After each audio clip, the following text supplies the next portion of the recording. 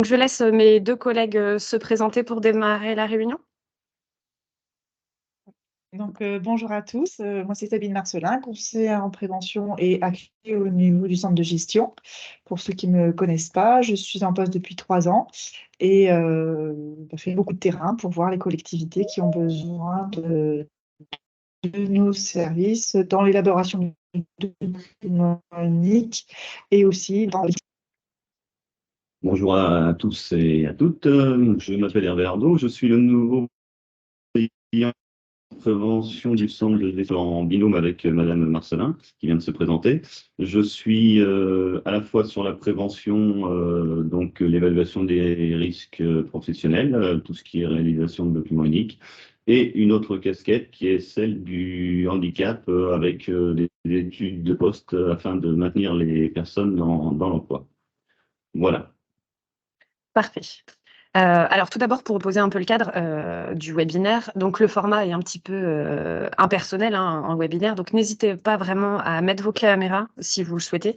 Voilà, si ça vous va, à intervenir également, donc soit à lever la main pour, prendre la parole, soit à mettre une question directement dans le chat. Vous avez en haut un onglet conversation normalement ou sur le côté, ou alors, voilà, directement activer vos micros, pour qu'on puisse échanger. Il n'y a pas de souci là-dessus, bien au contraire, on se sentira un petit peu, moins seul dans l'intervention. Donc l'objectif de ce matin, c'est de faire un petit peu le point sur la prévention des risques professionnels. Autant définir ce que c'est que la prévention que, les acteurs que l'on peut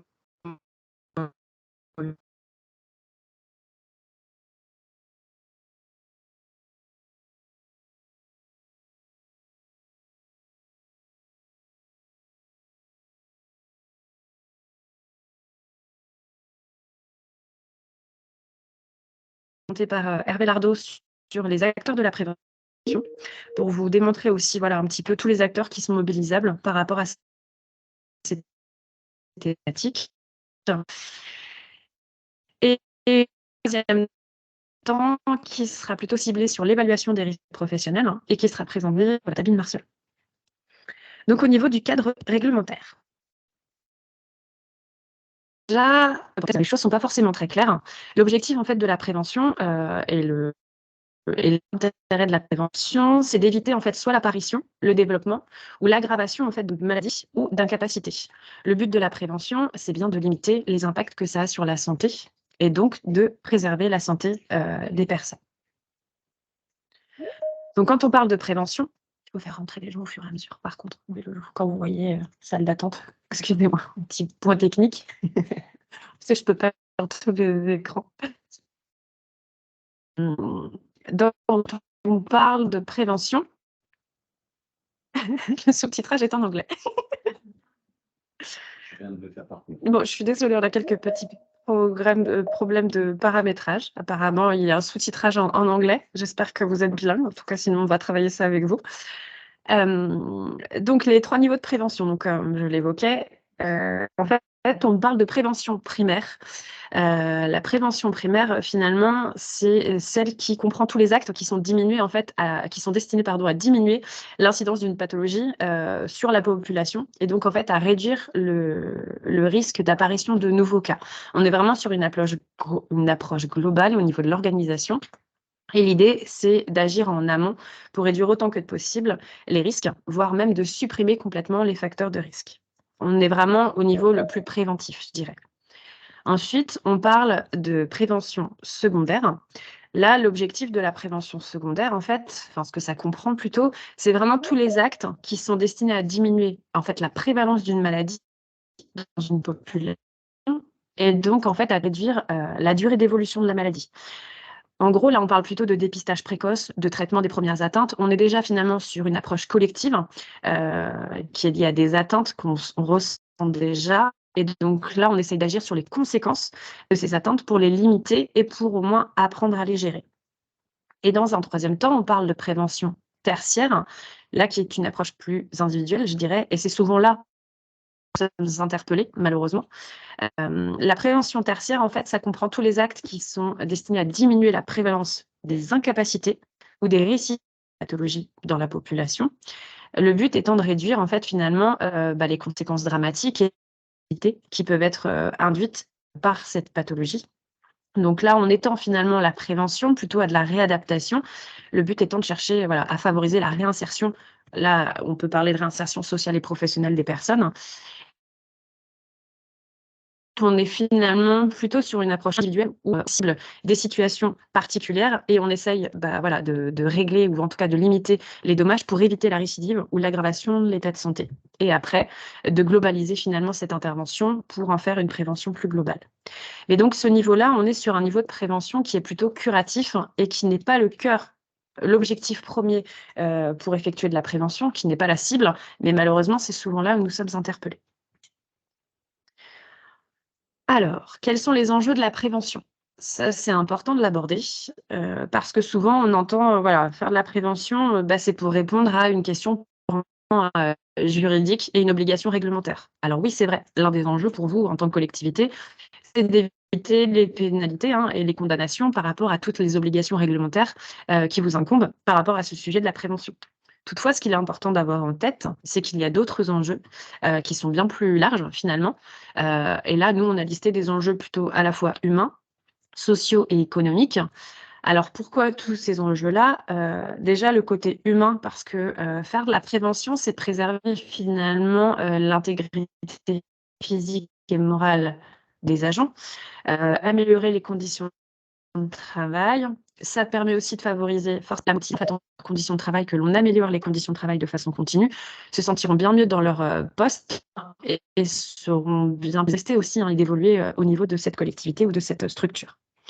Au niveau des enjeux sociaux, on est quand même aujourd'hui dans un contexte qui est particulier, avec un allongement de la durée de vie au travail, avec aussi un environnement sur lequel il faut avoir un œil. Donc au final, la prévention, ça permet aussi d'améliorer l'environnement de travail, donc les conditions matérielles dans lesquelles on travaille et les conditions finalement aussi plus larges, organisationnelles.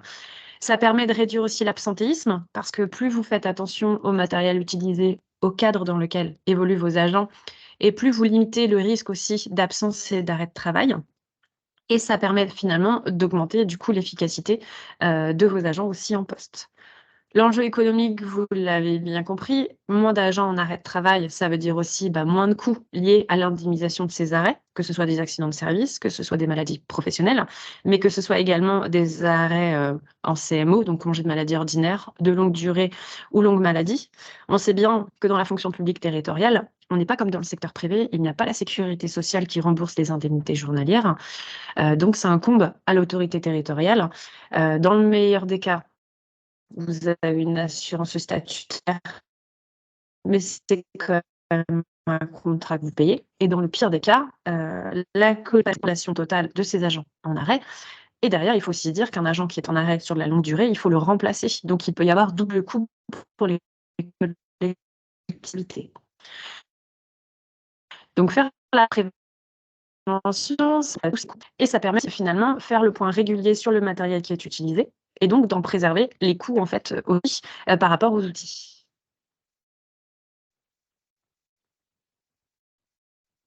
Donc voilà, globalement, par rapport à ces premières informations. Je vois pas de main levée. Alors, en ce qui concerne le cadre réglementaire. Donc l'idée, c'est de passer un petit peu rapidement, mais on voulait quand même reposer le cadre. Quand on prend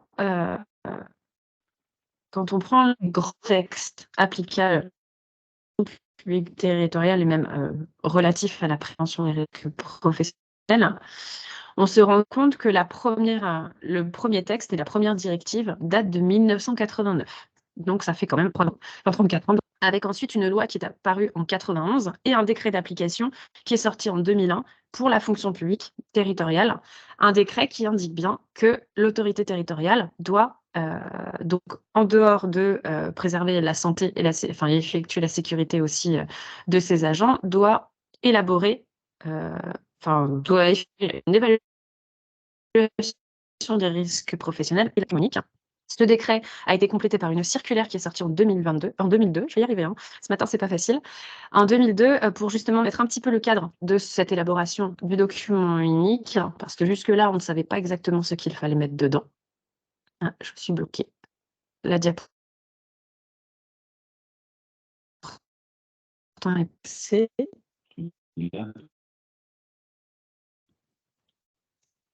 Bon, sur l'air. Donc, j'en étais à ma circulaire d'application en 2002. Suite à ça, le législateur s'est rendu que finalement, activités ou d'établissements publics territoriaux n'avaient pas mis en place de document unique, n'avaient pas évalué les risques professionnels, mais parce qu'en fait, finalement, dans ces textes, il y avait le cadre. On ne savait pas des risques pro, on ne savait pas ce que c'était qu'un document unique, quel format il devait avoir, quel formalisme il devait avoir. Donc, une circulaire est sortie en 2013 pour rappeler en fait cette obligation réglementaire et venir un petit peu poser le cadre des différentes étapes qu'il doit y avoir pour élaborer un document unique.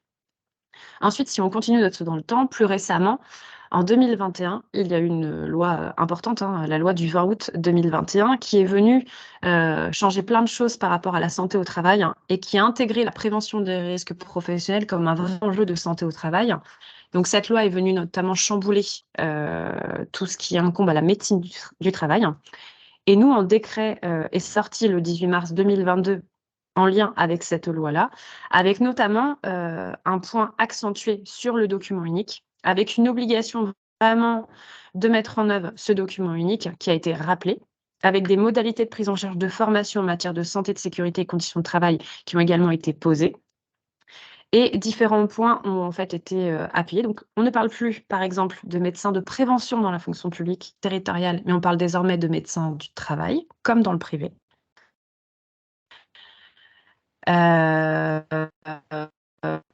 On parle également des désormais au travail ou des collaborateurs de médecins du travail peuvent intervenir en public.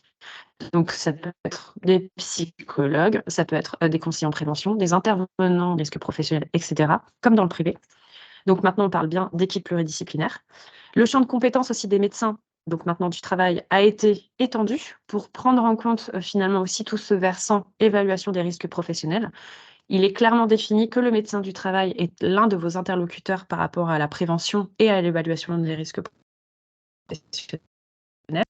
Et pour aller un petit peu plus loin, même si voilà, on est quand même en lien avec le sujet, sachez que depuis ce décret, les visites médicales effectuées par vos agents sont restées à de la visite périodique tous les 2 ans et qu'on ne parle plus de visite médicale, mais on parle de visite d'information et de prévention. Donc, vous allez entendre parler de VIP toutes les 2 ans à effectuer pour vos agents. Ça n'a pas changé. Même si finalement, entre la théorie et la pratique, il y a un décalage, parce qu'aujourd'hui, les services de santé au travail ont bien du mal à pouvoir permettre ce suivi tous les 2 ans. Mais donc voilà, la prévention est vraiment au cœur de la santé au travail, c'est vraiment quelque chose qui est intégré et qui est en lien, et le législateur appuie bien dessus, voilà, on le voit encore très récemment. Pour compléter un petit peu tout ça, je ne sais pas si voilà, si c'est bien clair, pour tout le monde, mais la fonction publique territoriale, a ses propres décrets, ses propres textes. Nous ne dépendons pas du code du travail, à part pour la partie 4. Donc ça, c'est important. Tout ce qui régit en fait la prévention, la santé, la sécurité, est régi par la partie 4 du code du travail qui est applicable dans la fonction publique territoriale avec les décrets d'application qu'il y a. Et donc, dans le code du travail, si on prend les grands textes fondateurs par rapport à la prévention, les articles L41, 21, 1 et L41, 21-2 du code du travail, il est bien indiqué en fait, les grands principes à respecter. Les 9 principes sont définis là. Vous avez des petites images. L'idée, en fait, de la prévention, c'est autant que les risques. Ensuite, pour éviter les risques, l'idée, c'est de les évaluer. Donc, il faut finalement apprécier l'exposition au danger et l'importance des risques pour prioriser les actions de prévention à mettre en œuvre. Le 3e principe, c'est de combattre les risques à la source. Donc finalement, là, on intègre vraiment de la prévention plutôt sur du niveau primaire, comme on l'a vu tout à l'heure.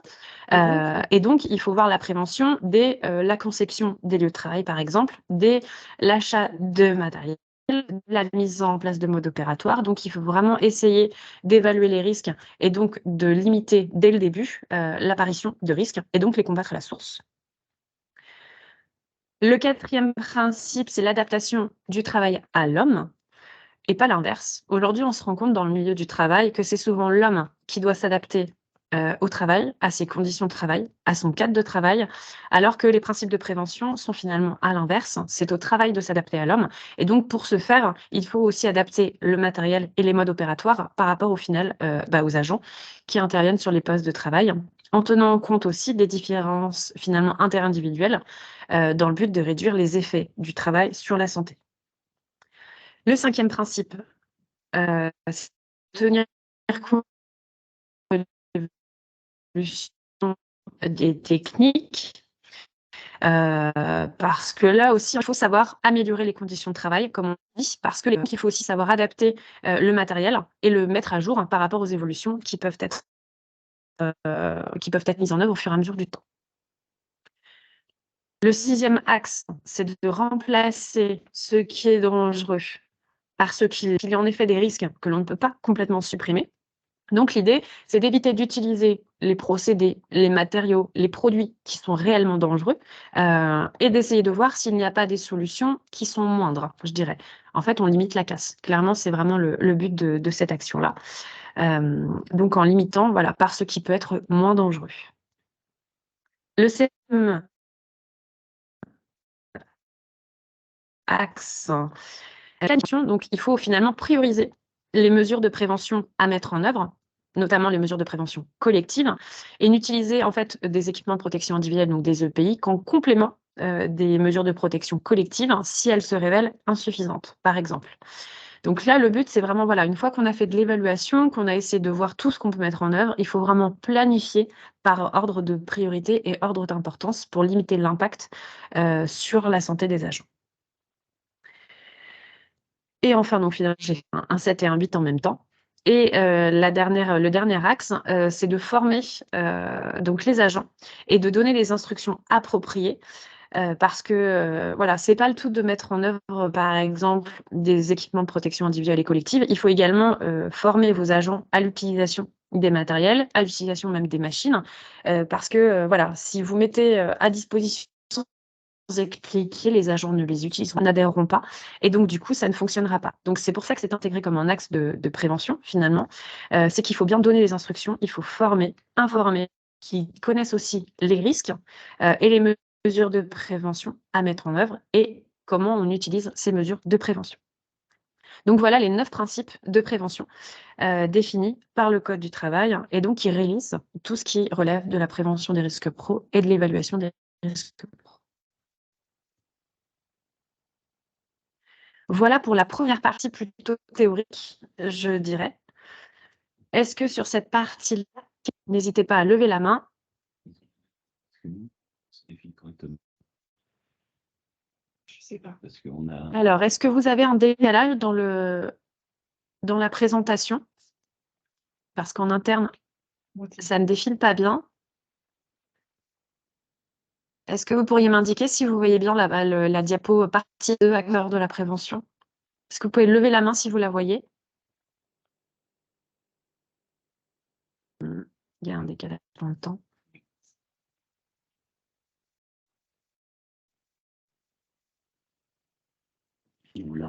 On va partir sur les acteurs de la prévention. Hervé, je te laisse la suite. Le clip, c'est en appuyant sur le pavé numérique. Soit sur le pavé, soit t'appuies sur le pavé. C'est les chefs musicaux au centre de gestion.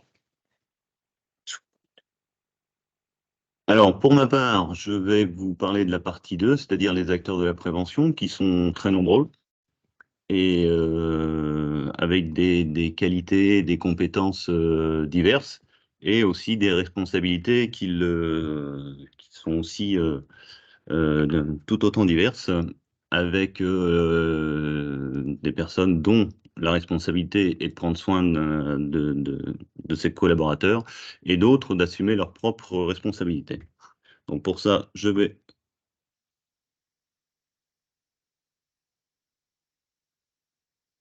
Tout le monde... ouais, Ça marche. ça suit. Donc, nous avons comme acteurs de la prévention, tout autour de cette bulle, d'une part, l'autorité territoriale, bien entendu, les responsables hiérarchiques, autrement dit les managers, les responsables de service, les membres de la commission sociale et technique ou la F3SCT, dont je vous parlerai un petit peu plus tard, anciennement le CHSCT, la médecine préventive, donc qui a évolué comme Madame Comblé vient de vous l'expliquer. On a les assistants de prévention et aussi les conseillers de prévention. Je vous ferai un petit laïus sur les assistants de prévention qui prennent de plus en plus d'ampleur dans les collectivités. Vous avez les agents qui sont sauveteurs secouristes du travail ou alors les agents PRAB, ce qui est un peu plus rare, mais on en a quelques-uns, c'est la prévention des risques liés à l'activité physique. On a l'agent chargé de la fonction d'inspection, donc dans la fonction publique, notamment dans le département, il n'y en a qu'une, elle est à côté de moi, c'est Madame Marcelin qui vous expliquera tout à l'heure aussi un petit peu ses missions. On a aussi tous les organismes extérieurs, la CARSAT, l'INRS, donc l'Institut national de recherche scientifique, je crois, qui publie énormément de documentation sur la prévention, et aussi les bureaux de contrôle, notamment les bureaux agréés sur lesquels on se repose pour tout l'aspect technique, avec les contrôles obligatoires notamment. Bien entendu, il y a l'agent qui est un peu au cœur du système, hein, et qui doit prendre soin de sa santé, mais aussi de celle de ses collaborateurs. Et la psychologue du travail, alors pour information, nous avons une collègue qui intervient sur la psychologie du travail.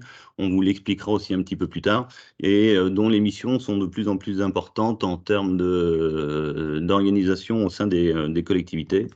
Et tout ça, bien sûr, c'est pour tendre vers le zéro accident du travail et zéro maladie professionnelle, qui est l'objectif ultime, un petit peu pour tout le monde. Voilà, je vais vous déployer l'ensemble de ces acteurs dorénavant, en commençant par l'autorité territoriale, bien entendu, qui est chargée de veiller à la sécurité et la protection des agents. Alors, lourde responsabilité, puisque la responsabilité, elle est de garantir la santé physique et morale de ces agents. Donc, effectivement, ce n'est pas le tout de mettre des bonnes conditions de travail matérielles à ces agents. Il faut aussi s'assurer que la santé mentale suive. Et c'est là où il est important d'œuvrer dans le sens de l'amélioration des conditions de travail. L'autorité territoriale est là pour définir une politique de prévention, bien entendu. C'est l'autorité territoriale qui impulse la politique de prévention. Il faut ressentir une véritable volonté de la part de l'autorité territoriale d'animer la prévention au sein de sa collectivité. Sinon, comme toute démarche, si elle n'est pas impulsée par le haut, en règle générale, ça ne va pas bien loin. L'autorité territoriale est en charge de mettre une organisation spécifique et les moyens adaptés. C'est ce que je vous expliquais à l'instant, c'est-à-dire que l'autorité territoriale ne peut pas être partout, mais pour ce faire, elle a un encadrement, donc une secrétaire de mairie, des responsables de service, le directeur des services techniques, des chefs d'équipe, et elle est censée mettre en place une organisation qui prévoit de déployer la démarche, la politique de prévention qu'elle est censée mettre en place.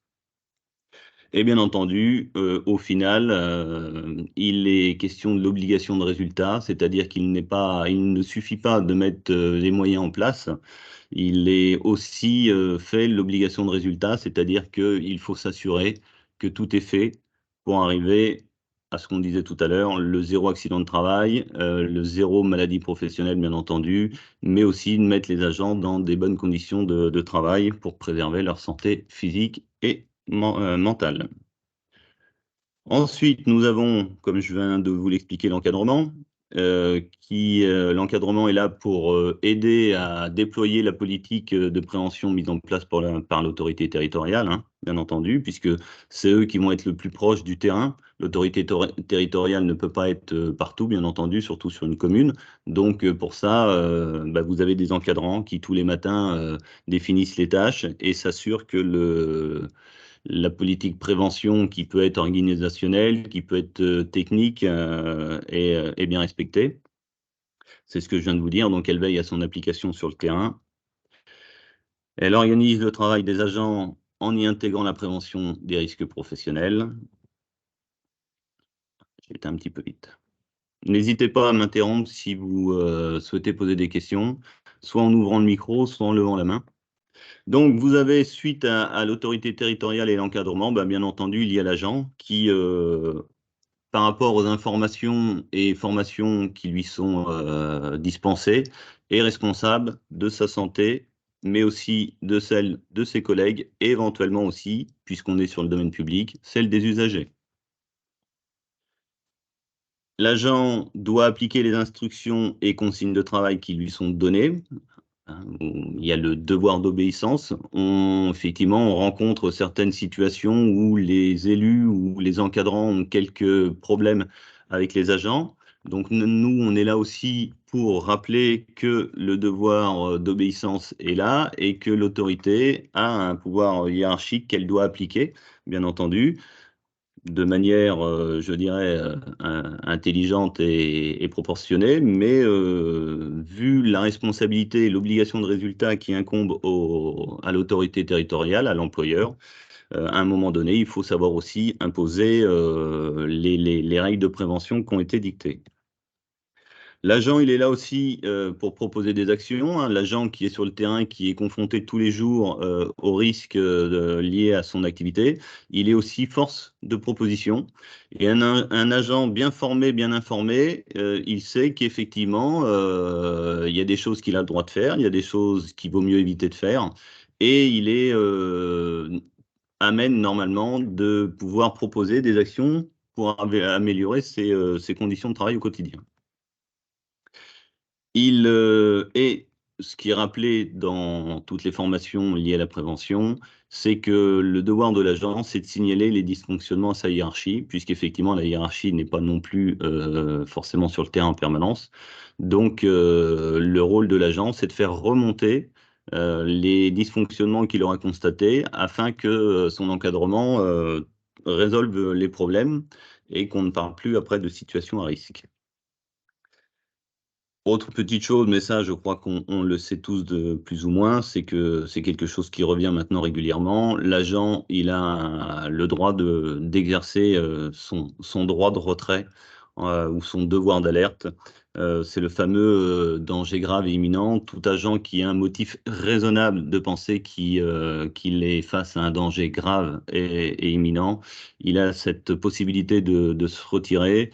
On en a encore entendu parler ce matin à la radio pour des événements qui se passent dans les collèges.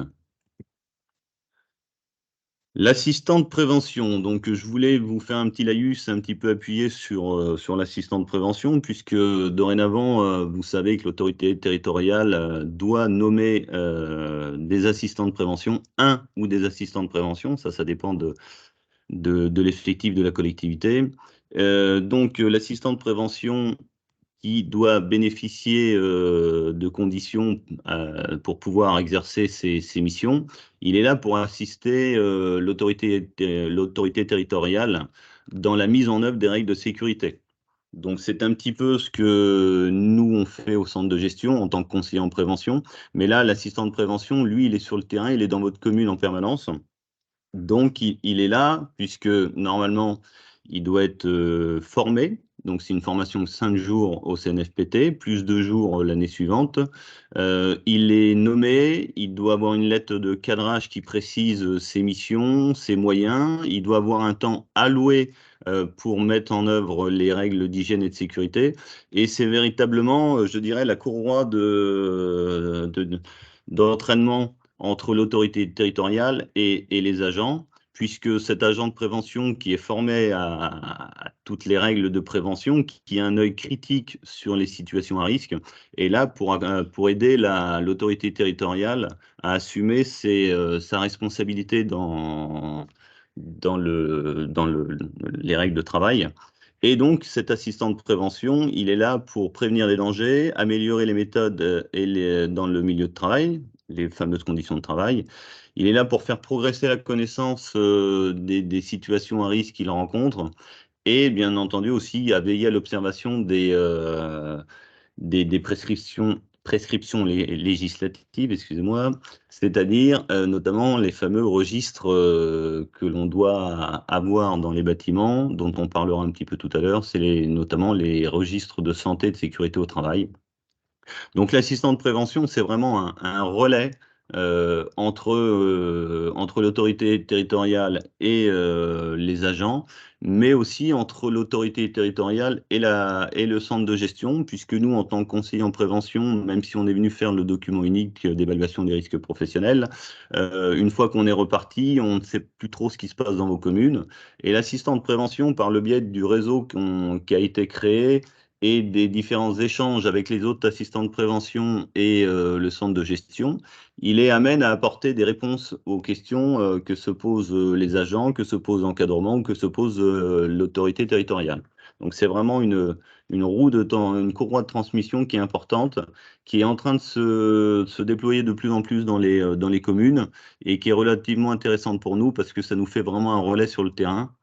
Et je pense que ça va dans le bon sens, qu'il y ait de plus en plus d'agents qui soient nommés dans les collectivités. Donc, pour rappel, c'est l'article 4 du décret de 1985 qui fait obligation à l'autorité territoriale de désigner un ou plusieurs assistants de prévention au vu de la taille de la collectivité.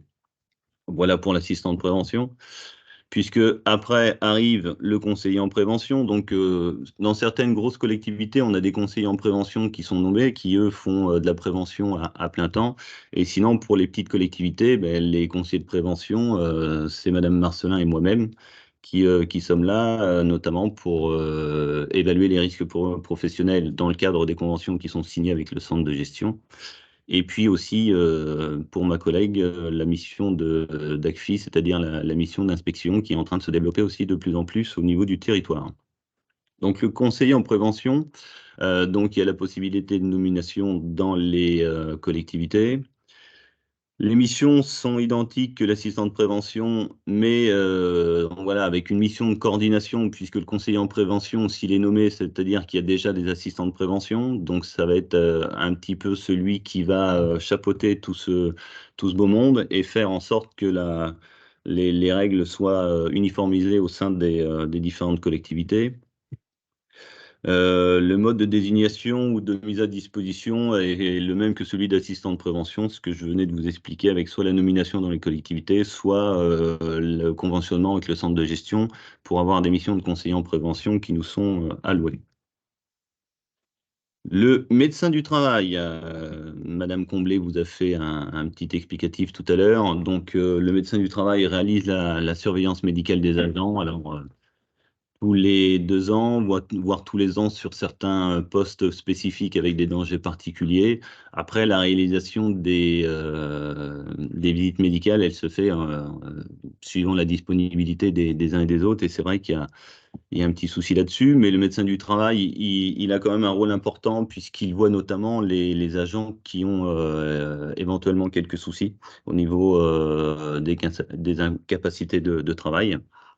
Donc, il est là aussi pour effectuer des actions de prévention, donc par le biais du tiers-temps. Donc, il y a des médecins du travail qui viennent sur le terrain et qui regardent le poste de travail de l'agent et qui se mettent en relation avec nous éventuellement pour qu'après on puisse aller un peu plus loin dans ce que j'expliquais tout à l'heure, c'est-à-dire le maintien dans l'emploi de l'agent. Donc voilà ce que je vous expliquais, la collaboration avec le centre de gestion et d'autres organismes. Le comité social territorial, donc le fameux CST, donc c'est une instance qui vient d'être créée en début d'année puisque la réforme est entrée en vigueur l'année dernière. Les premières élections ont eu lieu en fin d'année 2022 et les premiers CST ont été constitués et doivent maintenant rentrer en action, c'est-à-dire que ça remplace l'ancien CHSCT, c'est-à-dire le comité d'hygiène, de sécurité et des conditions de travail pour ceux qui connaissaient. Donc c'est pareil, c'est une formation obligatoire qui a du mal à se mettre en place, mais ça y est, les premières débutent. Et ça remplace aussi le CT, effectivement, puisque dans certaines collectivités, c'est le comité technique qui avait la, la compétence CHSCT, effectivement.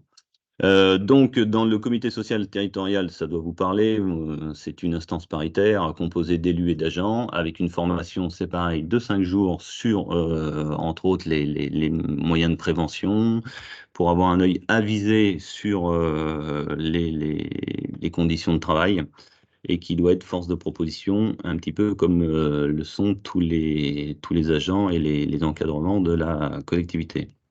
Donc, ce CST, il doit être en place lorsque l'effectif de la collectivité est supérieur à 50 agents, ou si éventuellement il y a un risque spécifique qui nécessite la présence d'un CST spécifique. Et sinon, les collectivités comportant moins de 50 agents sont rattachées au centre de gestion qui a mis en place une F3SCT, c'est une formation spécialisée en sécurité et conditions de travail. Donc, je crois que j'ai un petit slide derrière, voilà.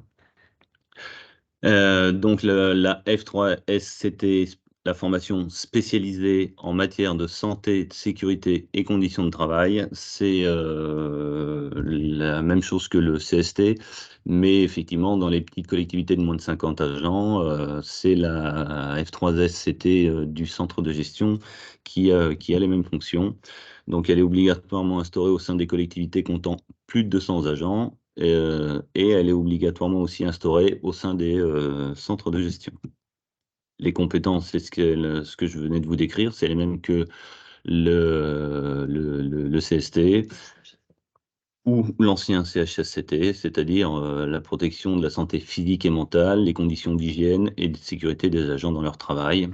Donc, dans le but, effectivement, toujours d'accès sur l'amélioration des conditions de travail. Donc, c'est le traitement de toutes les questions liées à la santé, la sécurité et les conditions de travail. Alors, juste pour compléter, la formation spécialisée est bien une formation spécialisée qui émane du CST. C'est le CST qui est l'instance paritaire obligatoire et le CST, enfin la formation spécialisée est une émanation du CST uniquement sur ces sujets qui touchent à la santé, la prévention, la sécurité, etc. et instaurée uniquement dans les collectivités de plus de 200 et au sein des CDG pour les collectivités affiliées. Voilà, juste pour compléter. C'est bon pour tout le monde? Si jamais il y a des questions, n'hésitez pas à lever la main ou à ouvrir votre micro. Ce sera un petit peu moins impersonnel. Ouais, c'est un peu ça.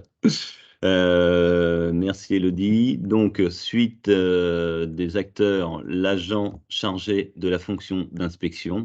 Donc, dans le département, j'en connais qu'une, elle est à côté de moi. Il s'agit de Madame Marcelin, que vous allez voir après. Donc, effectivement, l'agent chargé de la fonction d'inspection, il est désigné soit par la collectivité ou alors il est au sein du centre de gestion. Donc, effectivement, nous, on a la chance de l'avoir au sein de notre institution. Donc, par le biais de conventions, vous avez la possibilité de désigner l'agent chargé de la fonction d'inspection, l'ACFI, pour venir intervenir chez vous, ce qui est une obligation réglementaire, hein, je vous le rappelle. Il y a l'impossibilité de désigner un ACFI, un assistant qui soit en même temps, ou un assistant ou un conseiller en prévention qui soit en même temps ACFI. C'est pas possible. Donc voilà, soit vous nommez un ACFI qui serait propre à ses missions au sein de votre collectivité, soit vous avez la possibilité de conventionner avec le centre de gestion pour que Madame Marcelin intervienne au sein de votre structure. Donc l'ACFI, il est là en charge des contrôles, de contrôler les conditions d'application des règles. C'est-à-dire que là, on est plus sur l'aspect réglementaire. Et elle est là aussi pour proposer à l'autorité territoriale toutes les mesures nécessaires afin d'améliorer la prévention des risques professionnels, mais aussi pour répondre à son obligation de résultat dont on a parlé au tout début. Mais là, on va vraiment être sur l'aspect réglementaire des choses, sur ce qui a lieu d'être mis en place et ce qui ne l'est pas. Voilà, ça va pour la CFI. Il n'y a que ça. Madame Marcelin interviendra après. N'hésitez pas à lui poser des questions. Elle se fera un plaisir d'y répondre. Vous avez aussi le centre de gestion de la fonction publique territoriale. Alors, vous savez que le pôle de santé et de prévention au sein du centre de gestion de l'Indre est en plein développement, d'où mon arrivée notamment. La preuve. Donc, effectivement, on est là pour vous appuyer donc, dans vos démarches et pour assumer vos responsabilités. Donc, le centre de gestion, c'est un établissement public local à caractère administratif. Ces missions sont confiées par la loi, les missions obligatoires, notamment en matière de recrutement et de gestion du personnel, mais ça, je pense que ça vous parle. Son rôle, c'est de favoriser une application uniforme et équitable du statut de la fonction publique territoriale au sein des différentes collectivités du département. Et est affilié, comme on le disait tout à l'heure, il est obligatoire pour les collectivités qui emploient moins de 350 fonctionnaires et facultatif pour les autres collectivités, donc les plus grosses, dont l'adhésion est possible. Une petite présentation du pôle santé-prévention du centre de gestion 36. Donc, Élodie Comblé, que vous venez de voir précédemment, qui est la responsable du pôle et qui est aussi la référente handicap pour tout ce qui est insertion, maintien dans l'emploi et aussi concernant l'apprentissage des travailleurs handicapés. Vous avez Madame Marcelin qui va me suivre, qui est conseillère en prévention et qui est aussi l'agent chargé de la fonction d'inspection, comme je viens de le préciser. Hervé Lardot, donc moi-même, avec la casquette conseiller en prévention et maintien dans l'emploi. Nous avons aussi Madeleine Baudet, donc la psychologue du travail dont j'ai rapidement parlé tout à l'heure, qui intervient en complément de ce que vous avez certainement pu voir parfois dans vos collectivités, c'est-à-dire l'évaluation des risques professionnels, dans lequel doit apparaître le diagnostic des risques psychosociaux, qui est aussi une obligation réglementaire. Donc, pour ce faire, Madeleine Baudet, à partir du moment où les collectivités ont conventionné avec le centre de gestion, c'est Madeleine Baudet qui vient dans les collectivités pour faire le diagnostic des risques psychosociaux, mais on va en parler un petit peu plus loin. Notre collègue Virginie Torres, qui est la référente de l'instance médicale et secrétaire du conseil médical, formation restreinte à préciser, et notamment aussi secrétariat de la mission handicap. Donc on est plusieurs à travailler sur le volet handicap. Mélanie Brunet, qui elle est la secrétaire du conseil médical en formation plénière et aussi la référente de l'assurance statutaire. Et Chloé Berton, qui est notre assistante administrative sur le pôle. Voilà pour ma part sur la partie 2. Est-ce que vous avez des questions? N'hésitez pas à ouvrir vos micros ou à lever la main. Eh bien, s'il n'y a pas de questions, je vais vous quitter et laisser ma collègue vous parler de la partie 3 de l'évaluation des risques professionnels.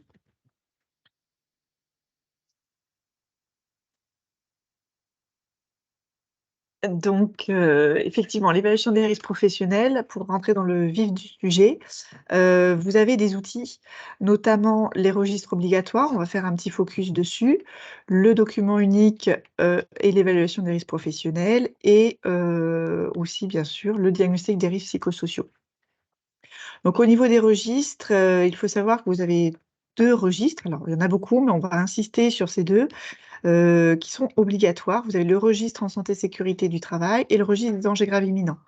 Il faut savoir que le registre en santé et sécurité du travail, c'est un registre qui est coté et son but, il est à destination des agents, mais aussi des usagers pour tous les établissements qui reçoivent du public, dans lequel il faut mettre des observations dès l'instant où vous identifiez des risques qui sont liés en fait au travail, sur les conditions de travail par exemple, et parce qu'il n'y a pas eu de réponse de la collectivité. Au bout d'un moment, cet outil peut vous permettre de le signaler. Et l'intérêt, c'est que la collectivité qui font partie du centre de gestion au niveau de la formation spécialisée, ces fiches, en fait, elles arrivent. Théoriquement, elles devraient nous arriver. Et donc, nous, on peut avoir un suivi pour savoir si la collectivité, elle a trouvé ou elle a réussi à mettre en place des mesures de prévention par rapport à la demande ou pas. Le but, c'est que nous, on puisse aussi avoir un suivi des conditions de travail par ce biais-là, lorsque les agents n'ont pas pu avoir de réponse. Donc, il faut savoir que cet outil il existe, et aussi donc, pour les usagers. Le registre des dangers graves, donc ce registre en santé-sécurité, c'est sur les bâtiments ou services, alors que le registre des dangers graves et imminents, il en faut un par collectivité. En général, hein, il est au sein de la mairie. Et là, effectivement, c'est uniquement, donc en général, heureusement, on n'en a pas souvent des registres, des alertes en fait, mais il faut qu'il y ait eu donc un motif raisonnable pour que l'agent il ait mis ça, hein. Danger grave et imminent qui soit sur l'atteinte à la santé des agents ou des usagers, par exemple, hein, et avec la réponse de la collectivité. Ça peut être, par exemple, la chute d'un arbre sur une mairie, les agents ont évacué, même si après tout a été sécurisé, etc. Il faudra quand même le remettre après dans ce registre et le faire remonter après en formation spécialisée de la collectivité ou du centre de gestion, si vous faites partie du centre de gestion. Donc, il y a aussi d'autres registres, hein, les registres en sécurité incendie dans lesquels il peut y avoir tout ce qui est recensement des exercices, du matériel avec les vérifications des extincteurs, des issues de secours, etc. Le registre sécurité, donc ce qu'on appelle des ERP, où ça va être un classeur qui va répertorier tous les contrôles qui sont obligatoires. Vous avez aussi le registre public d'accessibilité. Donc ça, pour l'instant, il est encore pas trop mis en place dans les collectivités, mais il faut savoir que c'est une obligation. Et aussi les registres des accidents de travail bénins, par exemple. Alors ça, c'est pareil, peu de collectivités l'ont mis en place. Donc, on ne les a pas tous cités, mais voilà, faut savoir qu'il y a quand même plusieurs outils qui permettent déjà de rentrer dans la prévention des risques. Concernant le document unique, le fameux DUERP, donc document unique d'évaluation des risques professionnels, donc on va vous parler de la démarche et de la méthodologie. Alors moi, j'aimerais que vous participiez un petit peu, s'il vous plaît. Pour vous, quelle est la définition d'un danger? Si on pourrait avoir quelqu'un qui enlève son micro et puis qui définisse, parce que je sais qu'il y en a en plus qui sont assistants de prévention déjà dans la liste des présents. Personne ne veut participer? On va avancer. Qu'est-ce que ça évoque pour vous, le terme danger? Quel mot ça vous fait penser à quoi? Hervé, ça te fait penser à quelque chose, Hervé? Bon, allez, je vais avancer parce que sinon, donc le danger, hein, c'est la cause capable de provoquer une lésion ou une atteinte à la santé. Donc là, on a plusieurs types de dangers. Vous avez, alors le symbole EX, ça veut dire atmosphère explosive. Alors ça peut être dans un local spécifique, par exemple, où il y a des produits qui peuvent être explosifs. Je pense aussi aux chaufferies bois, où la condensation de la poussière de bois, à un moment donné, ça peut générer malheureusement une atmosphère explosive. Donc souvent, il n'y a pas toujours, on va dire, l'affichage. Vous avez donc là le risque de neige, de chute électrique que vous connaissez. Les 3 cercles, c'est biologique. Maintenant, on le connaît un peu plus, notamment depuis qu'il y a eu le Covid. Le risque de chute de hauteur, le risque avec des engins, par exemple, et donc là, le risque des risques psychosociaux, où vous voyez des personnes, soit qui sont pas bien sur leur poste de travail, soit des personnes qui ont des difficultés par rapport à relationnel, on va dire, avec, ça peut être très bien usagers, hiérarchie, élus, etc. Par rapport à une situation dangereuse, je ne vous pose pas non plus la question. Quelle situation dangereuse? Alors, c'est toute situation dans laquelle une personne est exposée à un ou plusieurs dangers. Donc là, en fait, par rapport au danger qu'on a vu tout à l'heure, on va mettre une personne à l'intérieur. Et là, on a une situation dangereuse. Mais c'est pas parce qu'il y a une situation dangereuse qu'il va y avoir un accident. Donc là, on va voir le phénomène, en fait, de l'accident. Il faut qu'il y ait un événement déclencheur, d'accord? Donc l'événement dangereux ou déclencheur, c'est l'événement qui est susceptible de causer un dommage pour la santé.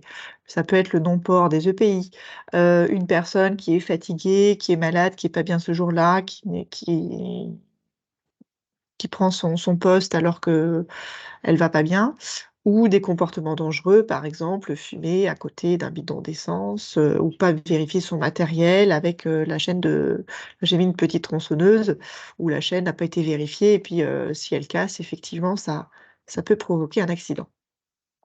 Donc pour qu'il y ait un accident, vous avez compris qu'il faut une personne dans une zone dangereuse. Donc ces 2 zones, elles se rejoignent, ça va créer une situation dangereuse. C'est pas parce qu'il y a une situation dangereuse qu'il y a l'accident. Il faut qu'il y ait un événement déclencheur et il peut ou pas y avoir un dommage. Donc là, j'ai mis plusieurs exemples. Bah, le risque électrique, la chute, comme on les a évoqués tout à l'heure. Voilà. Donc nous, au niveau de l'évaluation des risques professionnels, on va identifier les dangers ou des situations dangereuses par la méthode, comment vous faites, les outils, qu'est-ce que vous avez comme outils pour travailler, les différents produits utilisés, on l'a vu tout à l'heure avec Élodie, est-ce que c'est des produits très toxiques ou de moins en moins toxiques, l'environnement de travail et le comportement des agents ou des usagers, hein. Le comportement, c'est aussi l'environnement extérieur dans sa globalité. Et là, on va hiérarchiser les risques, donc de l'inconfort jusqu'au risque, on va dire, inacceptable. Donc il va y avoir un code couleur. En général, hein, tous les documents uniques, ils sont à peu près faits sur la même base avec une cotation pour arriver à un niveau de gravité et l'objectif, c'est de diminuer ce niveau de gravité par la mise en place de mesures de prévention. Donc là, on a un petit graphique où on va prendre en fait, la fréquence, donc c'est plutôt rare jusqu'au quotidien et de l'inconfort jusque malheureusement au décès ou à l'invalidité permanente.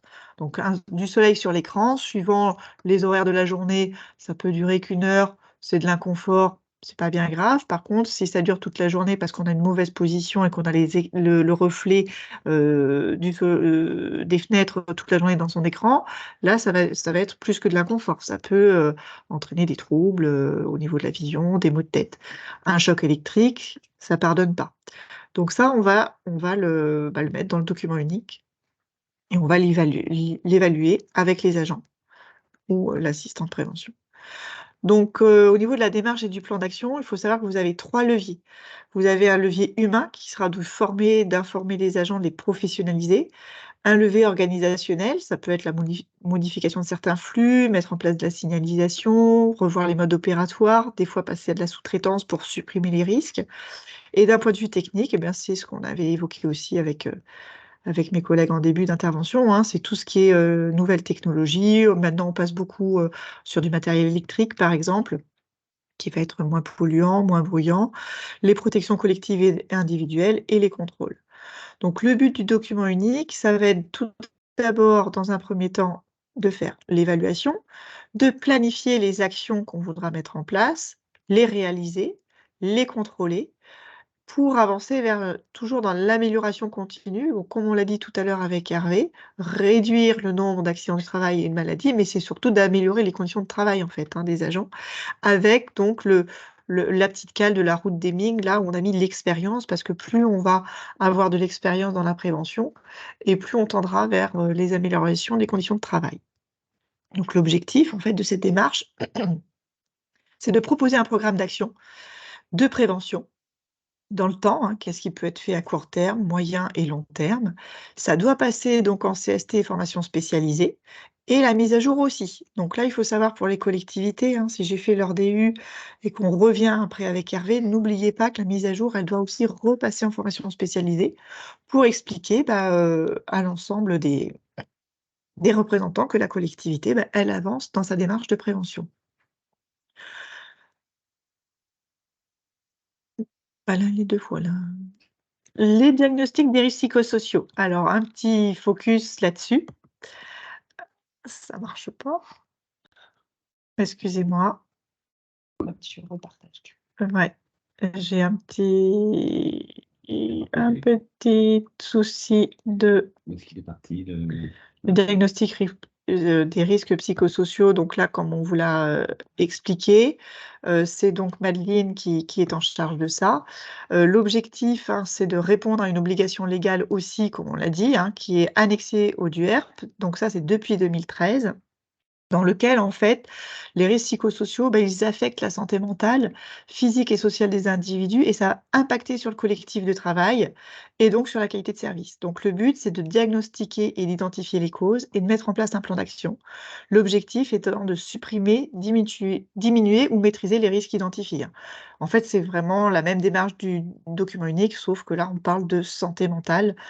Et donc, vous avez donc les coordonnées de Madeleine qui peut donc intervenir, comme l'a expliqué Hervé, sous forme de convention et avec différentes méthodes et outils. Je vous remercie pour votre attention. Est-ce que vous avez des questions?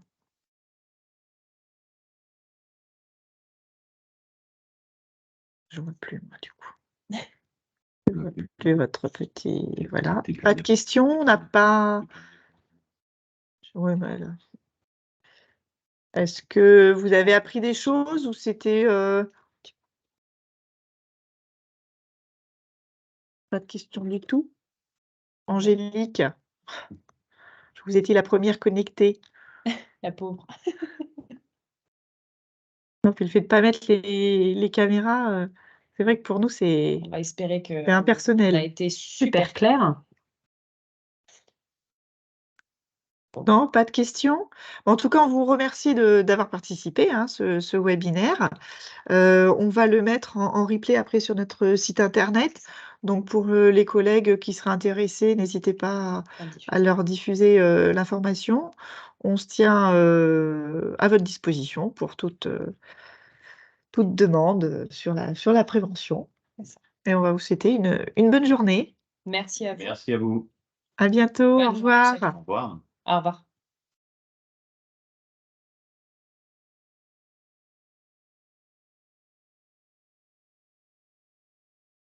Une petite main qui se lève.